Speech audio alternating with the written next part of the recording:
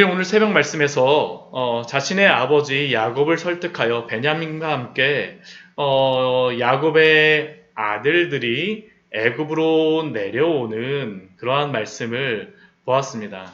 그런데 우리가 이 성경의 말씀을 볼 때마다 오늘 새벽에도 제가 말씀드렸지만요.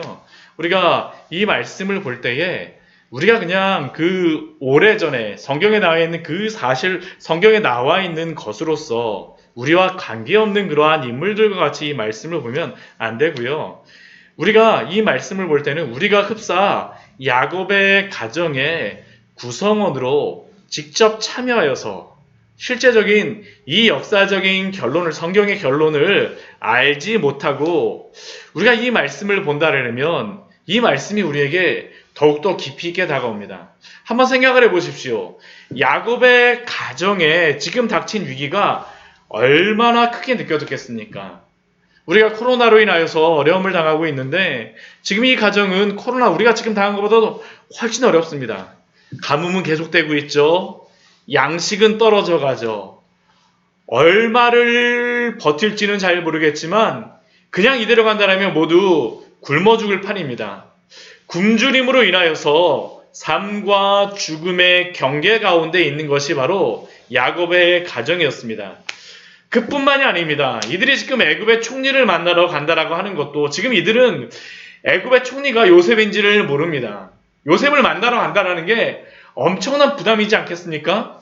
두렵지 않겠습니까? 이전에 그 애굽에 내려갔다가 정탐꾼을 몰려서 3일간이나 감옥에 갇혀 있었고 또한 지금 현재도 그의 형제인 시몬이 애굽의 감옥에 있는 데에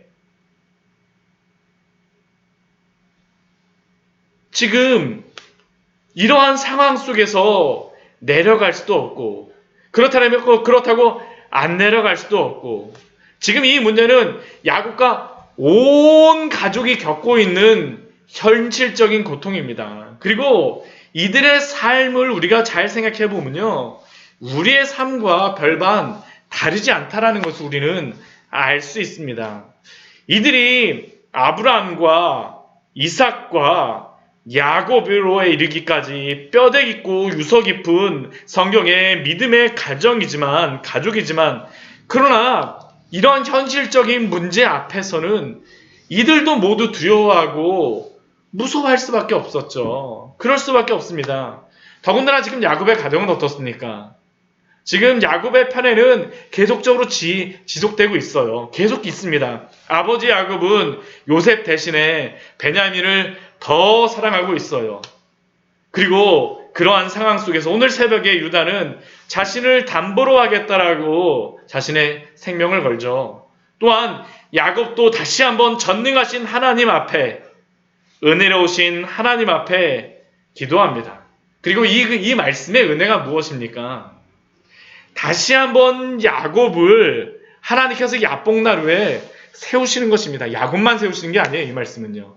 지금 야곱의 온 가족이 야복나루 앞에 서서 하나님 앞에 서 있는 순간입니다. 하나님께서 이 가족을 야복나루에 세우셨어요. 이게 바로 또한 은혜이며 야곱 가정에 깨어진 모든 것들을 고치시고자 하는 하나님의 놀라운 인도하심입니다. 그렇다면 이렇게 하나님을 의지하여서 또 전능하신 하나님 앞에서 은혜로우신 하나님을 의지하여서 내려간 그 아들들에게는 어떠한 일들이 벌어질까요? 오늘 말씀에서 그것을 말씀하죠. 오늘 저는 이 말씀을 보면서 제3자로서 이 말씀을 보거나 듣는 것이 아니라 우리가 바로 야곱이 되고 우리가 바로 야곱의 10명의 아들이 되고 베냐민이 되고 요셉이 되어서 이 말씀을 한번 보았으면 좋겠습니다. 오늘 16절 말씀을 보게 되면 요셉은 그 자신의 형들과 함께 베냐민이 내려온 것을 보자 어떻습니까? 마음이 너무 기뻤어요. 16절 말씀 보면 요셉이 베냐민이 그들과 함께 있음을 보고 드디어 내려왔구나. 그래서 어떻게 합니까? 청지기에게 말합니다. 이 사람들을 내 집으로 데려가고 짐승을 잡고 맛있는 음식을 준비하라. 잔치를 벌이라는 것이죠. 이 사람들이 정오에 나와 함께 먹을 것이니라. 그래서 우리 17절 말씀 보면 요셉의 청지기가 요셉의 명대로 그 사람들을, 요셉의 형들을 요셉의 집으로 인도하고 있습니다. 그런데 이렇게 요셉의 집으로 인도하여서 청지기가 갈 때 요셉의 형들의 마음은 어떨까요? 반응은 무엇일까요? 기뻐하며 기대하고 즐거웠고, 우리를 위해서 짐승을 잡는데, 와, 어떤 음식을 만들까? 굉장히 기대하는 마음이 있어야 되지 않겠습니까? 근데 말씀을 보면, 아닙니다. 18절 말씀을 보면요. 이들은 요셉의 집으로 점점 갈수록 그 마음이 더 두려워져요. 심장이 쿵쾅 막 뛰기 시작합니다. 점점 두려움에 사로잡히기 시작합니다. 왜냐하면 이들은 자신들이 이전에 돈을 돌려주지 않은 것 때문에 자신들이 지금 억지로 끌려간다라고, 사로잡혀간다라고 그들은 생각하기 때문입니다. 우리 18절 말씀을 보십시오. 그들이 두려워하여 이르되 전번에 우리 자루에 들어있던 돈의 일로 우리가 끌려가는구나. 어떡하지? 이게 바로 이 형제들의 생각입니다. 심지어는 무엇이라고까지 생각합니까? 아마 거기에 다 도착하게 되면 우리를 억류하고 달려들어서 우리를 잡아갖고 노예로 삼고 우리의 나귀도 뺏어서 우리를 노예로 다 삼으려고 하는 것 같아. 지금 그런데 이 말씀을 보면서 이들이 정말로 얼마나 두려움에 빠져 있는지 아시겠죠? 이전에 3일 동안 감옥에 갇혀있던 일이 그 생각이 나고 또한 이러한 상황들이 쭉 가는 것이 두려움에 그들로 하여금 더 두려움에 잡히게 하는 겁니다. 그런데 지금 재미있는 것은 이들이 두려워하며 억류하고 달려들어 노예가 되고 나귀를 빼앗기는 모습은 사실은 누구의 모습과 오버랩이 됩니까? 이전에 요셉이 바로 형들에게 붙잡혀서 종이 되어 탈려가던 그 장면을 떠오르게 하죠. 돈의 일로 그들이 은 20을 받고 요셉을 억류하고 달려들어가고 잡아서 노예로 팔아버린 것 아니었습니까? 계속적으로 성경은 이들이 요셉에게 행하였던 그 죄에 대하여서 지금 이들에게 계속 생각나게 하고 지적하고 책망하고 있는 것이죠. 이들은 지금 그 죄의 굴레에서, 자신들이 행하였던 그 죄의 굴레에서 벗어나지 못하고 있는 것입니다. 우리는 이러한 요셉의 형제들의 모습을 보면서 죄인들의 마음에는 결코 평안이 없다는 것을 우리는 분명히 깨달아야 합니다. 이 시대에 우리는 참으로 도덕적이며 윤리적인 기준이 무너진 시대를, 그 어느 때보다도 도덕적이며 윤리적인 기준이 무너진 시대를 살아가고 있지 않습니까? 무슨 수를 써서라도 성공하고 부자가 되면 다 좋다라고, 결과가 좋으면 우리가 성공만 하면 좋다라고 말하는 시대. 작은 거짓말은 죄가 되지만 큰 거짓말은 어떻습니까? 그냥 넘어가요. 작은 도둑질은 죄가 돼서 감옥에 갇히지만 큰 도둑질은 죄가 되지 않고 정당화시키는 시대. 그리고 이전에는 분명히 옳지 않았다라고 여겼던 혼전순결이라던가 동거라던가 동성애라던가 이러한 성적인 문제들은 더 이상 죄의 문제로 취급하지 않습니다. 낙태를 합법화시키고 있고요. 그러나 이러한 일들이 사회적으로, 법적으로 이 시대에서 합리화시키고 있다라고 하여서 정말 문제가 없을까요? 아니요. 그렇지 않습니다. 우리의 양심의 법이 이것이 죄라는 것을 우리에게 지속적으로 말해줍니다. 지속적으로 말해주고 있어요. 한번 생각을 한번 해보십시오. 참 안타까운 것은 이렇게 성적인 것들이 문제가 없다라고, 법률적으로 문제가 없다라고 그 이야기하지만 한번 그 지도자들이, 정치인들이 성적인 부정을 저지르고 결혼을 진짜 몇 번씩이나 하고 이혼을 진짜 수시로 다 했다라고 하면 우리가 그러한 정치인들 뽑고 싶은가요? 아니요. 지금도 그러한 정치인이 나왔다라 그러면요. 미국에서조차도 그게 문제가 되고 있지 않습니까? 문제가 되고 있어요. 양심의 법에서 아무리 세상적인 법으로 합법화된 일이라 할지라도 사람들의 마음속에 그것이 옳지 않다라는 것을 알고 있는 겁니다. 양심의 법에서 그것을 정죄하고 있어요. 로마서 2장 14절과 15절에서는 이것을 분명히 우리에게 말하죠. 율법 없는 이방인이 본성으로 율법의 일을 행할 때에는 이 사람은 율법이 없어도 자기가 자기에게 율법이 되나니 이런 이들은 그 양심이 증거가 되어 그 생각들이 서로 혹은 고발하며 혹은 변명하여 그 마음에 새긴 율법의 행위를 나타내느니라. 왜 이러한 것들이 나타납니까? 하나님이 당신의 형상으로 우리를 만드셨기 때문이에요. 창세기 우리 1장 말씀에서 하나님이 우리를 당신의 형상으로 만드셨다는 것은 무엇을 의미하냐면요.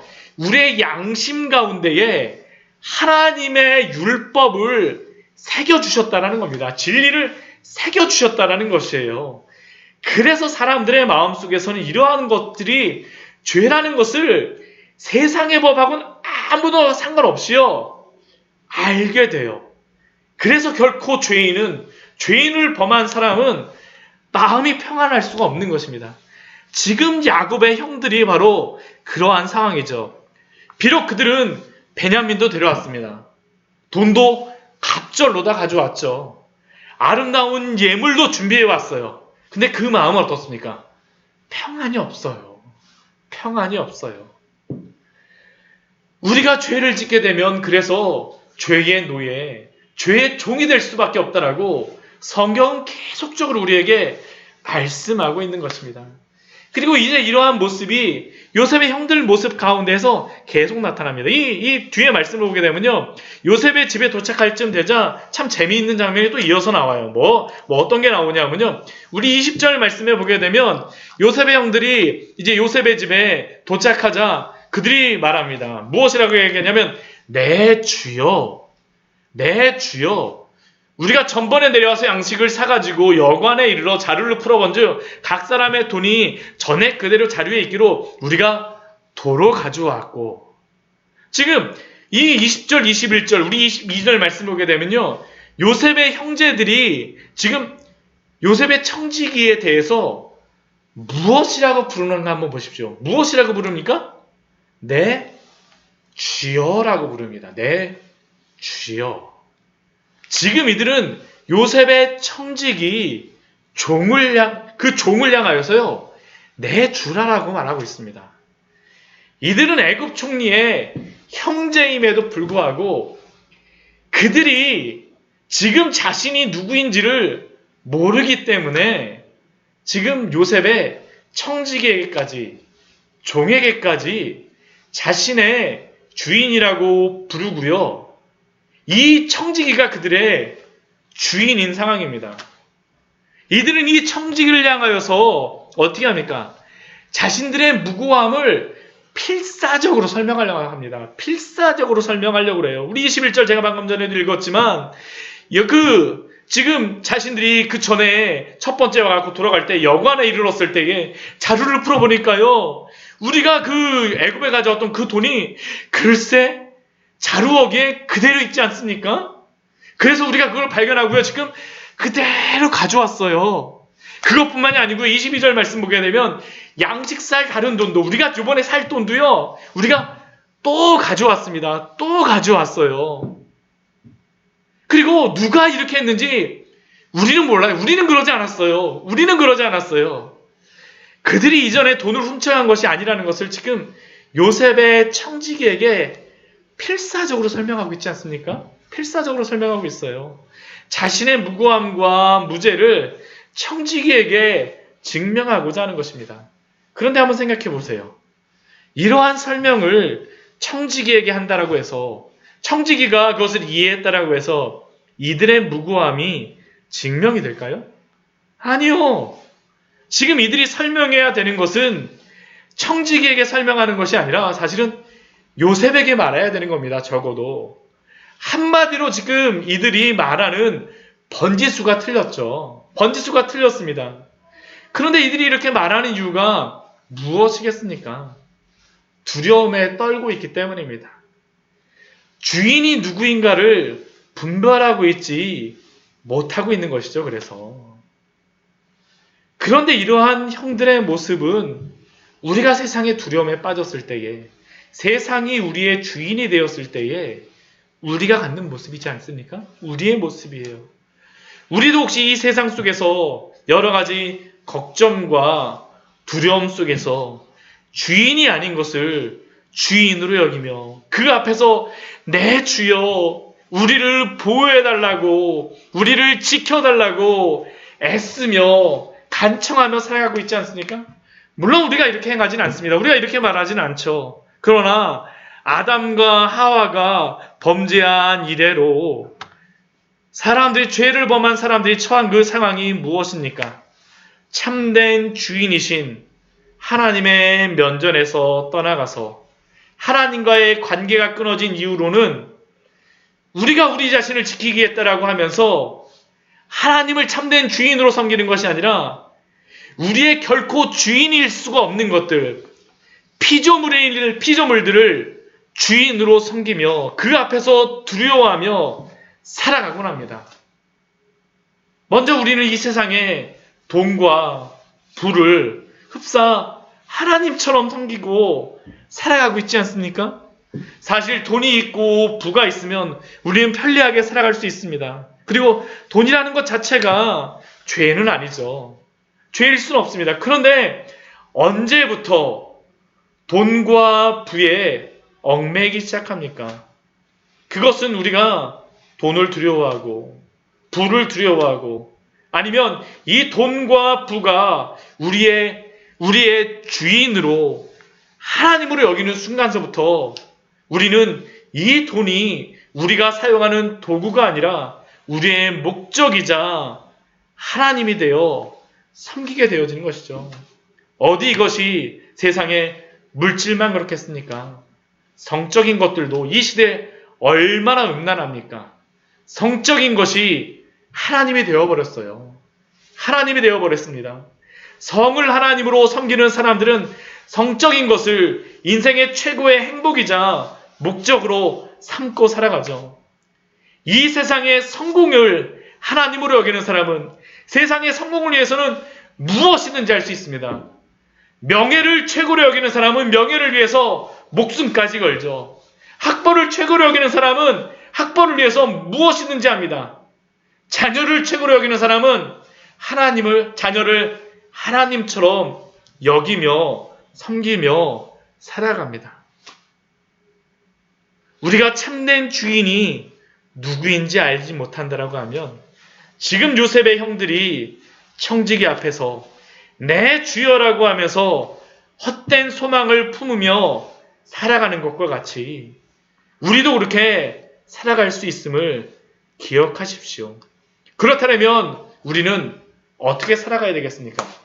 오늘 그 청지기의 답변을 보면요. 이 청지기가 참 재미있는 말을 합니다.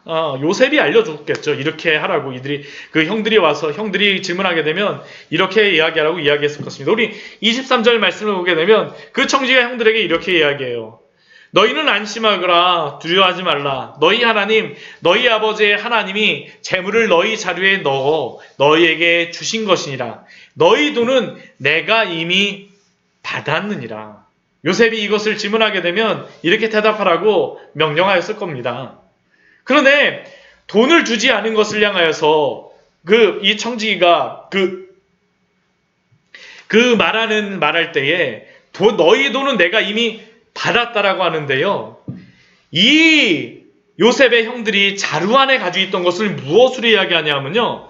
너희 아버지의 하나님이 재물을 너희 자루에 넣어주었다라고 말하고 있습니다. 여기서 이 재물은요, 보통 여기 우리 창세기 말씀에서 보통은 돈으로서 히브리어의 돈으로서 이게 나오는데요.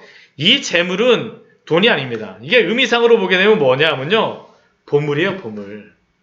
보물이 땅에 감추어진 것과 같이 하나님이 그 보물을 그들의 자루 속에 감추어 주셨다라는 것이 바로 이 종이 이 형들에게 말하는 것입니다.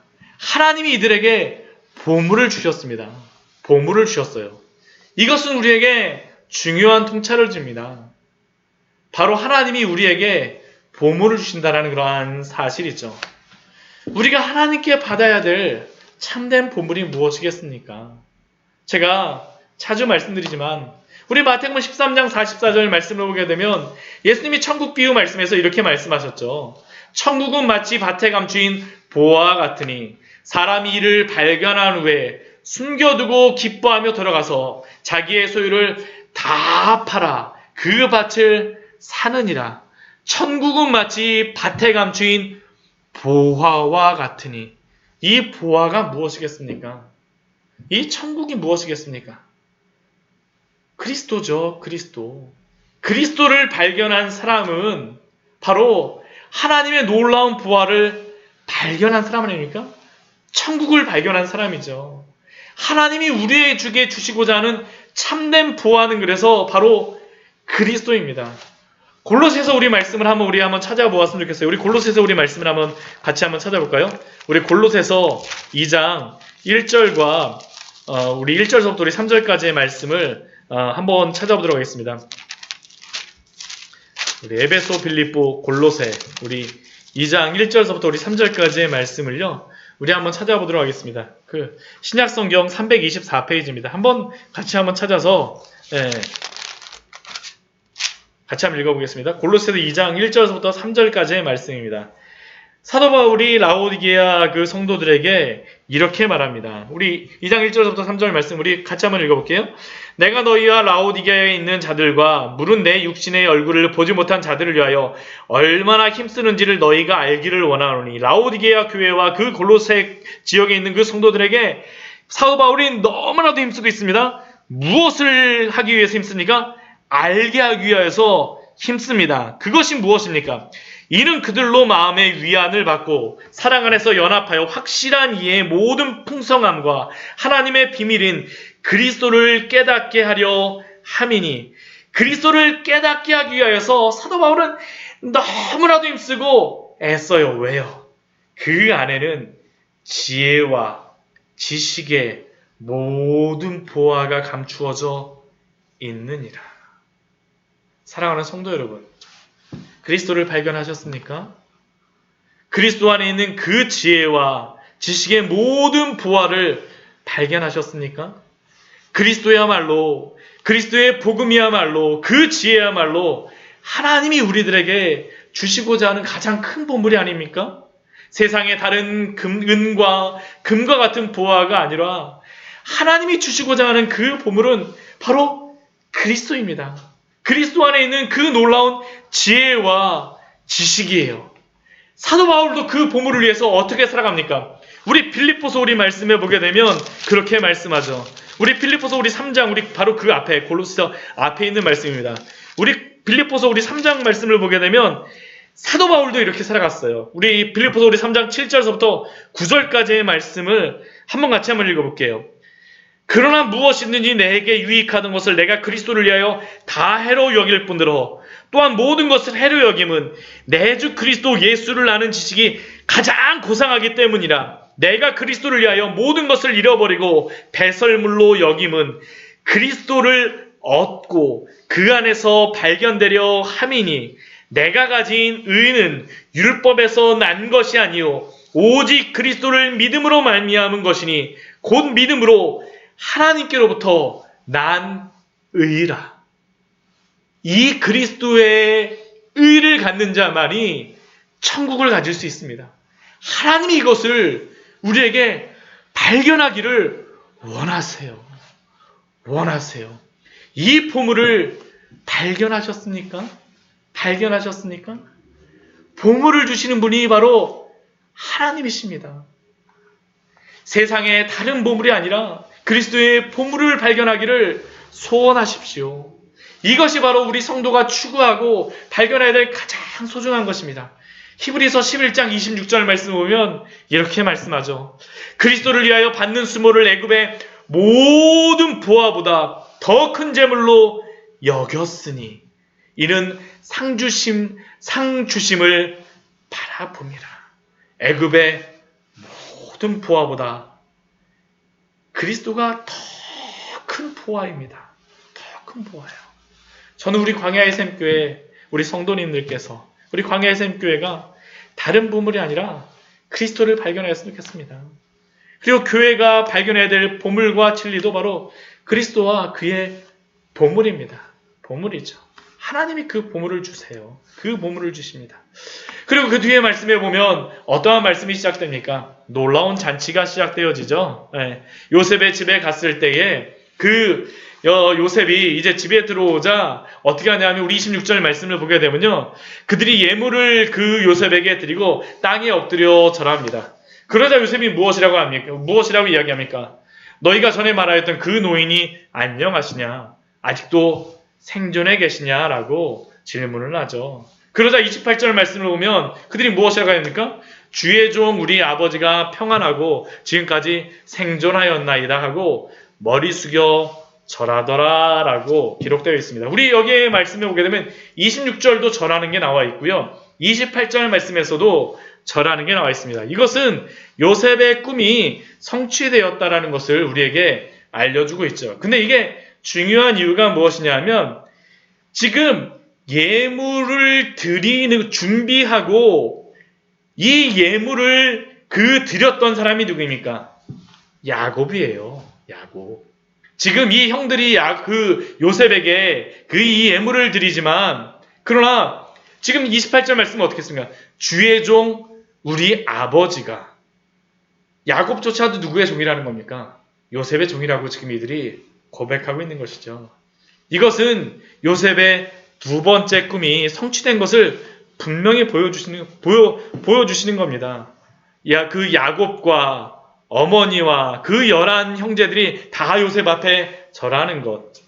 요셉의 가족이 지금 이 예물을 드리고 절함으로 말미암아 하나님이 요셉에게 주셨던 그 꿈이 성취되고 있는 것입니다. 하나님의 계획이 성취되고 있어요. 그리고 29절 말씀을 보면 또 무엇이 나옵니까?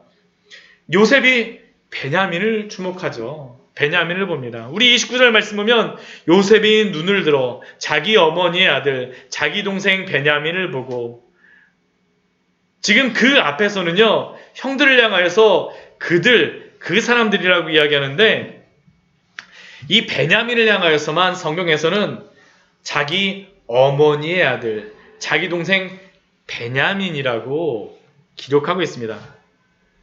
그리고 요셉이 무엇이라고 말합니까? 소자여 하나님이 내게 은혜 베푸시기를 원하노라 라고 축복하죠. 축복합니다. 그리고 그 다음 어떤 일이 벌어집니까? 우리 30절 말씀에 보게 되면요. 요셉이 그 아우 베냐민을 보고 나서 사랑하는 마음이 막 복받쳐 올라요. 그래서 어디로 갑니까? 급히 울 곳을 찾아가서 안방에 들어가서 울고서 씻고 나와서 그 정을 억제하고 음식을 차리라고 말합니다. 음식을 차리라고 이야기를 해요. 근데 여기서 이게 참 우리가 집중했으면 하는 그러한 단어가 무엇이냐면 마음이라는 단어입니다. 마음. 요셉이 동생을 향한 애틋한 사랑이 드러나는 그러한 단어이죠. 그런데 이 마음이라는 단어가 우리 창세기 우리 43장 말씀에서 더 쓰였던 적이 있어요. 더 쓰였던 적이 있습니다. 이게 어디에서 쓰였었냐 하면요.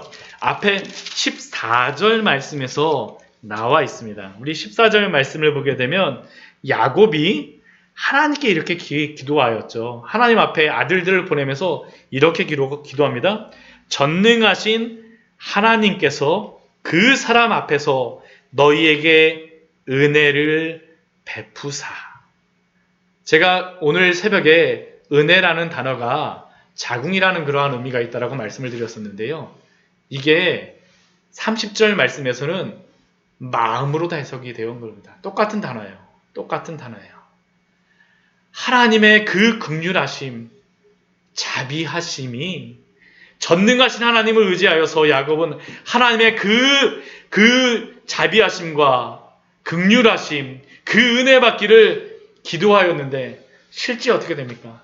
야곱의 기도와 같이 하나님께서는 요셉의 마음에 그 사랑하는 동생을 향하여서 긍휼의 마음을 주세요.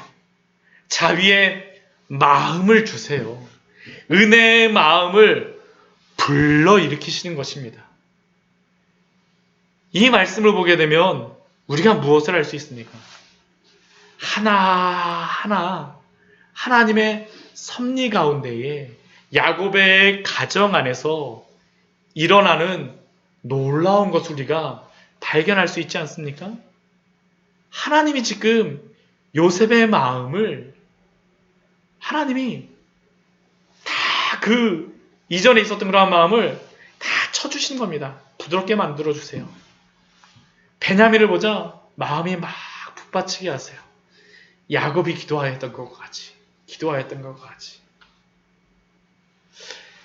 하나님이 이런 것을, 하나님이 이렇게 우리의 삶을 통해서도 우리가 기도하며 나아갈 때 하나님께서는 그 은혜의 마음으로 우리의 삶을 인도하여 주는 줄 믿습니다. 전능하신 하나님이 얼마나 세심하게 은혜를 베풀어 주십니까? 오늘 은혜를 베풀어 주는 게 분명히 볼 수 있지 않습니까? 분명히 볼 수 있죠. 동일한 그렇게 단어를 쓰므로 말미암아 요셉의 마음을 부드럽게 해주시는 거예요. 하나님의 마음과 같이 북받치게 하여 주시는 것입니다. 그 기도를 응답하여 주시는 것입니다.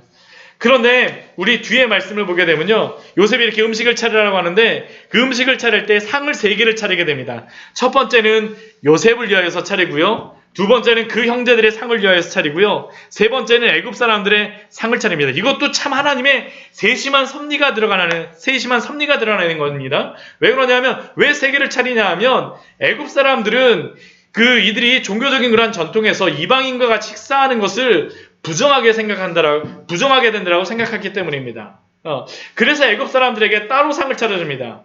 저도 이스라엘에 갔을 때에 그 이스라엘 사람들 그 가게 가보면, 슈퍼 가게 되면 그 거스름돈을 줄 때 저한테 이렇게 잘 주는 사람도 있지만 그냥 휙 던져두는 사람이 있습니다. 왜냐하면 이방인과 같이 손을 맞닿지 않기 위해서 싫어서 거스름돈을 던져버리는 겁니다. 근데 지금은 어떠냐면 요셉의 형들이 이곳에 갔을 때에 애굽 사람들이 지금 요셉의 형들을 부정하게 여기고 멀리합니다. 근데 이것이 이후에 야곱과 그의 가족을 애굽으로 보내시는 아주 중요한 이유입니다. 왜 그렇겠습니까? 우리가 창세기 35장 말씀에서 무엇을 보았습니까? 야곱의 딸 디나가 세겜에서 추행을 당하게 되죠. 왜 추행을 당합니까? 가나안 사람들은 자신들의 이익이 된다라고 하면 종교와 민족을 가리지 않고 하나 될 수 있어요. 이들이 계속 가나안 땅에 산다면 어떻게 되겠습니까? 믿음을 지키기가 어렵다라는 것이죠. 믿음을 지킬 수가 없어요. 그런데 애굽은 오히려 이들이 이스라엘 사람들로 인하여서 부정하게 될까 봐 어떻게 합니까? 멀리합니다. 즉 애굽은 바로 하나님이 이스라엘 백성으로 하여금 하나님을 섬기는 그 신앙을 유지할 수 있는 최적의 장소가 바로 애굽이라는 것이죠. 그래서 이후에 야곱의 그러한 모든 아들들이 어디로 갑니까? 고센 지방으로 가고 따로 떨어져서 살지 않습니까? 이 고센 지방은 애굽의 삼각주 옆에 지역으로요, 아주 풍요로운 지역입니다. 식량이 풍부해요. 거기도 어떻습니까? 하나님을 섬기는 신앙이 애굽의 우상으로부터 지켜질 수 있는 곳이 바로 애굽이라는 것이죠. 애굽이라는 것입니다. 하나님이 얼마나 이들을 세심하게 인도하여 주는지 볼 수 있습니다. 그리고 이제 하나님이 준비하신 그곳에서 어떤 일이 벌어집니까? 70명의 사람들이 들어갔다가 몇 명의 사람들이 나옵니까? 60만의 대민족이 나오는 것이죠.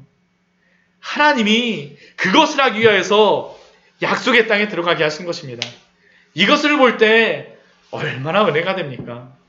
때론 우리가 고난을 당하고 억울한 일을 당하고 그러한 상황과 장소에 있다 할지라도 결코 낭망하지 마십시오. 하나님의 말씀을 믿으며 믿음으로 순종하며 살아가는 성도의 삶 속에서 이렇게 놀라운 은혜로 이끌어 가신다는 것을 보여주시는 것입니다. 당장 우리의 눈앞에서 선하신 길로 보이지 않는다 할지라도 가장 선하신 길로 인도하시는 하나님을 믿으며 그분의 인도하심을 기대하며 믿음으로 살아가십시오. 지금 하나님이 이렇게 이스라엘을, 야곱의 아들들을 인도하시는 겁니다. 그래서 요셉의 꿈의 성취는 단순히 요셉의 꿈의 성취가 아니라 하나님의 그 놀라운 섭리가 이루어지는 그 도구입니다. 하나님을 믿고 순종하세요. 하나님이 우리에게 주신 여러 가지 상황과 환경 속에서 하나님이 당신의 일들을 이루실 것입니다. 그분께 순종하며 믿음으로 살아갈 때에 하나님의 이러한 놀라운 축복을 맛보시기를 축원합니다. 그리고 이들은 요셉이 베풀어준 그 식사 자리에서 즐거운 식사를 가지게 되죠. 이 자리는 단순한 식사의 자리가 아닙니다. 이 자리는 어떤 자리냐 하면요, 야곱 가족에게 하나님이 베풀어 주시는 평안의 자리이자 샬롬의 자리입니다. 이 잔치 자리에서 이들은 다 모두 평안함과 기쁨을 느낍니다. 느낍니다. 아까 굉장히 두려웠었는데 다 기쁨을 느껴요. 그걸 알 수 있는 게 무엇이냐면 34절 말씀을 보세요. 요셉이 이들에게 같이 식사를 하니까 어떻게 합니까? 요셉과 함께 즐거워하였더라. 그냥 즐거워하는 게 아니죠. 이 34절 말씀 보면 요셉이 자기의 음식을 나누어서 줍니다. 근데 어떻게 나누어줘요? 베냐민에게는 다른 형들보다 5배의 음식을 줘요. 그러면 이러한 일들이 있으면 어떻게 되겠습니까? 이전 같으면 왜 우리에게는 애굽의 총리조차도 편애하네? 왜 베냐민에게만 이래? 하면서 불평했을 형들이 어떻게 합니까? 그들이 마시며 요셉과 함께 즐거워하였더라. 하나님이 이 잔치자리에 기쁨을 주시고 평안을 주셨기 때문입니다. 평안을 주셨기 때문이에요. 우리가 이 요셉의 형들이 지금 여기에 보게 되면 평안하게 요셉과 함께 기뻐하며 즐거워하지만 이들은 사실은 그렇게 기뻐하며 즐거워하는 그러한 사람들이 아니었었죠. 어떠한 사람들이었습니까? 우리 37장 말씀을 보게 되면요. 우리 창세기 37장 4절 말씀에 보게 되면 이렇게 기록이 되어 있어요. 그의 형들이 아버지가 형들보다 그를 더 사랑함을 보고 미워하여 그에게 평안하게 말할 수 없었더라. 이 평안이라는 게 바로 샬롬입니다. 샬롬. 이들에게는 평안이 없었어요. 샬롬이 없었습니다. 그런데 43장에서 변화되어지는 게 무엇일까요? 우리 27절과 우리 28절 말씀을 보게 되면 이들의 인사가 이렇습니다. 아버지는 안녕하시냐? 평안이 있냐라는 것이죠. 너희 가정에 평안이 있느냐? 그러자 그들이 대답하는 것이 무엇입니까? 28절 말씀 보면 우리 아버지가 평안하고 지금까지 생존하였나이다.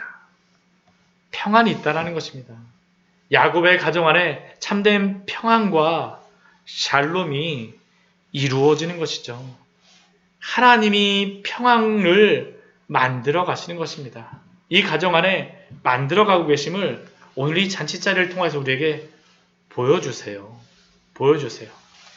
우리가 이번 수요일 하이델베르크 요리문답 1문답을 통해서 살아서나 죽어서나 참된 위로, 유일한 위로를 무엇이라고 우리가 보았었습니까? 바로 내가 나의 것이 되는 것이 아니라 우리가 그리스도의 것이 되어지는 것입니다. 그리스도 안에 속하는 것입니다. 그리스도의 것이 된 성도는 하나님과 화목하게 되며 평안을 누리게 되어집니다. 하나님과 평안을 누리게 돼요. 그리스도를 발견한 성도는 하나님이 평안을 주시니까 이 가정 안에 평안이 넘치게 되어지는 것이죠. 말씀을 정리하겠습니다. 죄인에게는 그 마음에 평안이 있을 수가 없습니다. 그리고 결코 이 세상에서 그 평안을 찾고자 하지만 그것은 참된 주인이 주는 평안이 아니라 종이 주는 평안이요. 세상이 주는 그러한 평안입니다. 세상이 붙잡혀진 평안이죠.